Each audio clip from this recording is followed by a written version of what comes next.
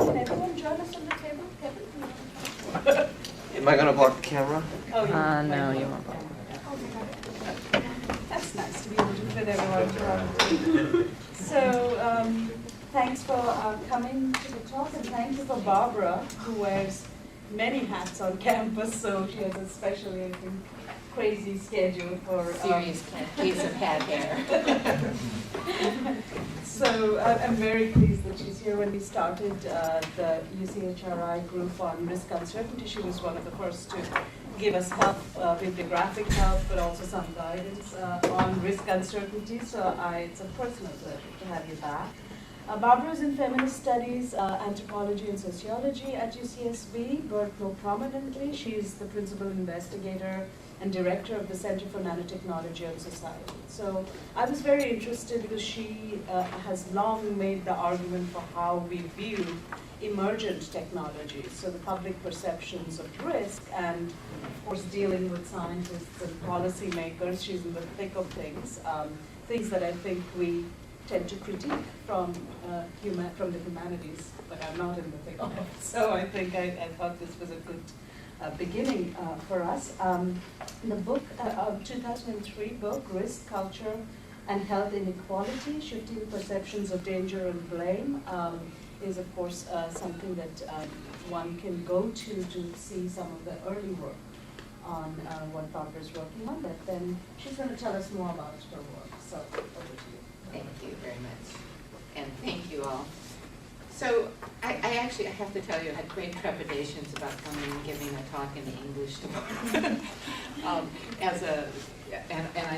I thought about spending a lot of time trying to situate this work theoretically, and I looked at Vishnu's syllabus and what you might be reading, but it would take me more time than I have to do that, and I thought I would do a more pragmatic thing, which is to show you rather than tell you. So I thought I'd show you some of the things we're doing and hope that we can then launch that into a discussion. But I would situate this within, so I looked at Vishnu's syllabus for the seminar that's running in parallel, and so you would easily see this, I think, within what might be categorized scientized risk perception research, and so I guess what I would like us to do is have a discussion about what scientized risk perception is, and how it contributes to various agendas in various places, and the issues in positionality for those of us who are in the process of doing this work. And I guess I should also preface that by saying I'm a cultural medical anthropologist by training. Actually, psychological anthropologist is my fundamental training with a applied medical anthro overlay. And but this work that we're doing is highly interdisciplinary. And when you move into this hyper-interdisciplinary space, I have found that you in some ways jettison some of the theoretical critique, because it tends to be so embedded in disciplinary discourse that it becomes an obstacle rather than a stimulus to the kind of collaborative work that you need to do. Plus, this is applied work in a lot of ways. And so I would put those out to you as things we might talk about. And I mean, cultural studies is itself interdisciplinary, but there are a set of issues to do with moving across this terrain and internationally in this global project that this is concerned with. So I just wanted to signal for you that this is collaborative work. I'm drawing actually from a number of different studies. I'm mainly going to talk about this public deliberation research that we're doing, and you can see that even this, we've been doing this now since 2006 when the center was founded. People, graduates leave, so some of the people at the bottom, Joe Summers was an electrical engineering student who was part of this. Carl Bryant, some of you may have known, was in sociology and is now teaching in sociology and women's studies at SUNY New Paltz. These are collaborators in the UK. And then Jen Rogers was a postdoc on this project, just started this fall a new latter faculty position at Long Island University. So the personnel are coming in and out of this, but the collaborative enterprise sort of follows them as they move to other locations, which is also something about this research that's beyond the norm, certainly in the humanities, but also in the social sciences, certainly the way it's constructed on this campus. And so what this is not actually doing is citing all the other collaborators on the other phases and projects, which I'm going to draw a little bit. And one of them, Gwen Darkangelis, is in the room working with us on an environmental risk perception survey. She is not a survey researcher, has never been one. She has a PhD in women's studies and an undergraduate degree in biology, and she is suddenly doing survey research through us. So on risk perception, so she will also have things she might want to contribute to this.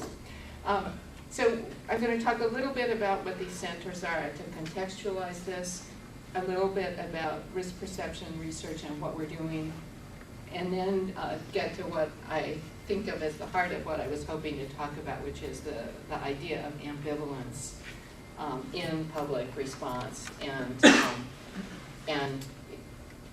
how what that says, what that we think we can use to say about U.S. public and their views about emergent views about new technologies, and whether ambivalence is a step on the way to something else, or whether that is indeed where we are and where we engage with these.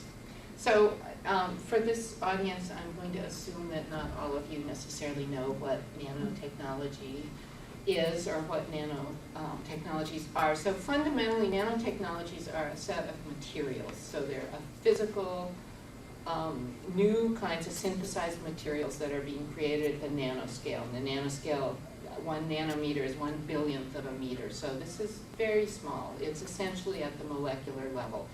And that means it's way smaller than a human cell. And therefore, potentially, these new nanomaterials are happening at the level biologically where things happen within biological cells. They move in and out of cell walls. They have a lot of capabilities at that level. And they, the main issues around these are that at that very small scale, materials, even well-known materials like gold, silver, rust, take on new properties as you take them down to that scale. And some of those properties are quite unexpected. So they take on new physical properties, new optical properties, new chemical properties. And it's easy to think of it as just about size, but it's really not. These materials have highly reactive surfaces that engage with the environment, that whether it's human or extra-human, in new and unexpected ways, and those new properties are exactly what excites scientists about them, but it also means there are unknown risks about what those interactions might entail. So this is just to show you how, if you take a given amount of a bulk material and you break it down to this much, much smaller scale, you increase the surface area of it exponentially in the process of doing that. So you take things like silver, which are, we would say, fairly familiar. Known silver in its bulk form has antibacterial properties, which you may not know, which means it is toxic. It is a toxic substance because it kills bacteria. It is a pesticide. And if you take it down, I think the upper one shows, the lower one shows you cell size, and the upper one shows you what nano silver particles look like, and there are products on the market using silver nanoparticles as antibacterial treatments. And if you make the material much, much, much smaller, you reduce but keep its surface area very high, which is where the reaction goes. So in that block, it's just the outer part of that block that's interacting with the environment, whereas when you break it down, it's all that surface. And so you can use a lot less of the material. So that you can imagine engineers like the idea of using a lot less of costly materials. And there are many other properties